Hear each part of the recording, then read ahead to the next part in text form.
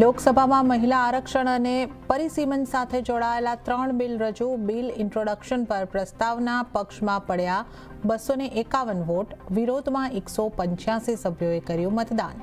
લોકસભામાં બિલ પર 18 કલાકની ચર્ચા. મહિલા આરક્ષણ સંશોધન બિલ ઉપર લોકસભામાં બોલ્યા પીએમ મોદી. મહિલાઓને આપી રહ્યા છે તેમનો હક, ભ્રમમાં ન રહે વિપક્ષ. વિપક્ષને આપી રહ્યો છું ક્રેડિટનો બ્લેન્ક ચેક.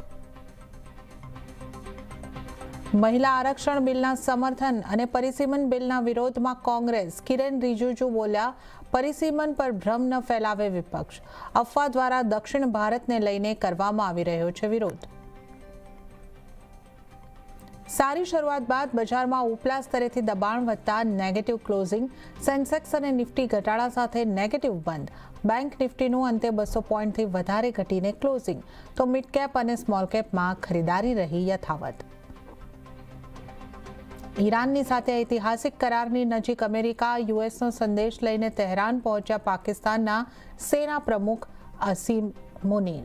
પાકિસ્તાનમાં થઈ શકે છે બીજા તબક્કાની વાતચીત.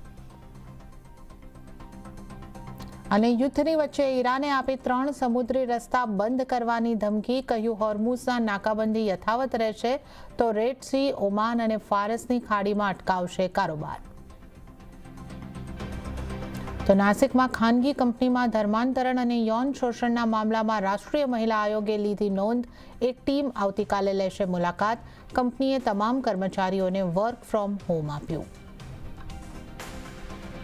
અને ચૂંટણી પહેલા ભાજપની બિનહરીફ બેઠકોનો આંકડો 500 ને પાર. 12 બેઠક ઉપર કોંગ્રેસ બિનહરીફ.